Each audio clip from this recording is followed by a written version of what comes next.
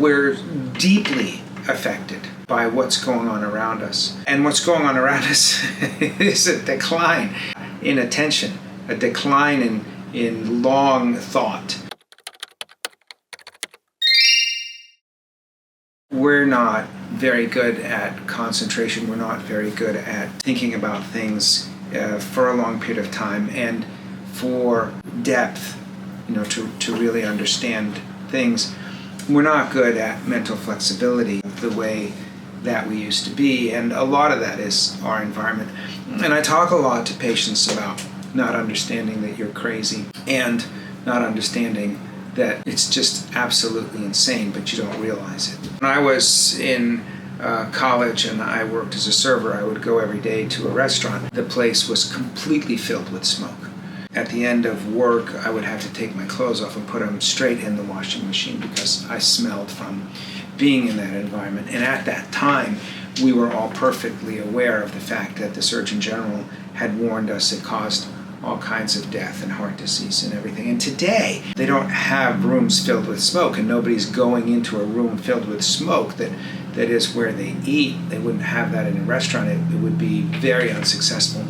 It's a drastic change. Something has changed environmentally, and it's no longer acceptable. People will look at someone who's outside smoking in one of those smoking stations, like, oh, what's going on? Because now it just seems odd, right? But then it was totally normal. And we were all crazy.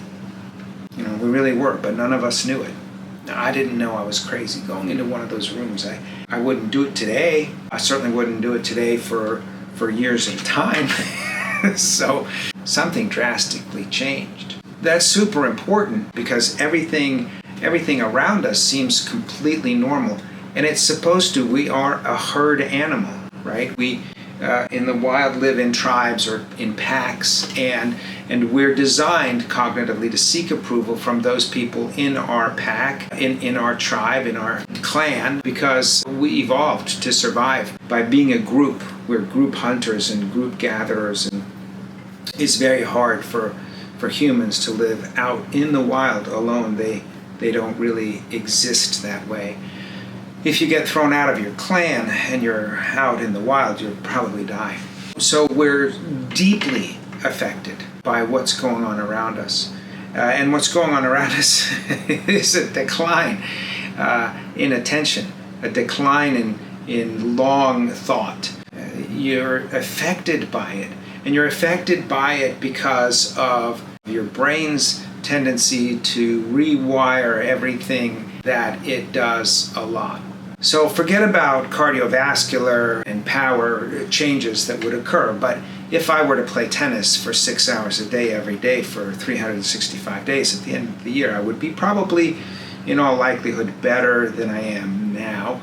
And much of that improvement would be related to my cognitive changes. My brain changes. I see the game differently. My reaction time is better. My understanding what the opponent is going to do is better, and it's quicker. And I've changed. My brain changed. When we watch competitive sports, professional level sports, and you see changes, you can see drastic changes in a single player from 1 week to the next. And there has not been a change in the cardiovascular status or the power of the player. There's no physical attribute that explains it. It's all due to their change in cognitive function. It's their change in their focus and attention, in how well they can get into the zone. The elite athletes, the really great superstars, are the ones who can always maintain that level of focus. Somehow they've trained their mind to be able to maintain that sort of focus. And I think we're not doing that. We're doing exactly not that, right? So over and over, repeating mind things get much stronger. And a basketball player is going to be much better at basketball than he is at tennis. A neurologist is going to be much better at neurology than he is at GI. And an artist is going to be much better at art than literature. Because, that's what you're doing with your brain all the time. If I'm watching television and I'm on social media scrolling and I'm continuously having short bursts of attention, That's what I'm training my brain to do, to have very short bursts of attention, to last for 10 seconds, 20 seconds, 1 minute, 3 minutes, but not for 1 hour, not for 4 hours. I'm not sitting there and studying for 4 hours in a row and getting into the material in a deep way. And so I'm not practicing that. And so I'm not rewiring those circuits. I'm not making those circuits solid. Cal Newport, who's actually not a neuroscientist, but anyway, doesn't matter. I think he's computer science, has written a couple of great books about this. He wrote a book called Digital Minimalism, which is an instruction manual on how to avoid being overwhelmed by the constant barrage of, emails and texts and messages. He also wrote a book called Deep Work, and they're both great advice on thinking about this. And Anna Lemke, when I read her book, one of the things I liked so much about that book is Dopamine Nation. One of the things I liked so much about what she said is that she just goes right into television and scrolling on social media like any other drug. She doesn't even distinguish, alcohol and the phone. She explains it well. And I think that's very accurate, because dopamine is dopamine, and, getting high is getting high. And certainly people will get on their phone and scroll, and an hour went by, 2 hours went by, and they had no idea what was going on. They were zoned out. That's not aware of the environment. That's high. I mean, it's not a drug, it's not alcohol, but but not much difference. And during that entire time, suppose you're scrolling for an hour a day, during that entire time, you're not using your brain to think hard. It's completely different than if you spend an hour reading a book, right? You're not focused in the same way. You're not using your imagination to turn the words on a page into a story in your mind.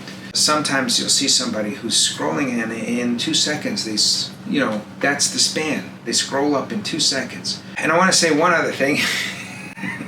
One other thing about taking care of your brain. Imagination and reality are highly conflated in the way that your neurochemistry works. When you experience actual trauma and when you experience imaginary trauma, the effects are extremely similar.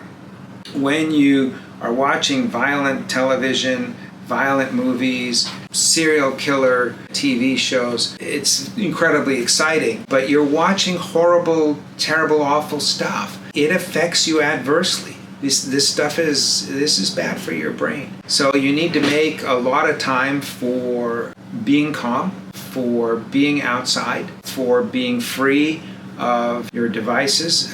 Be away from them. I leave my phone when I walk the dog. I turn off all your notifications and take space and spend time in deep thought. Practice having isolated time where you can work on a topic for hours, for at least an hour or two, preferably more. And for God's sakes, read books. If you're not reading books, at least start doing that. Anyway, I hope that's brain explained.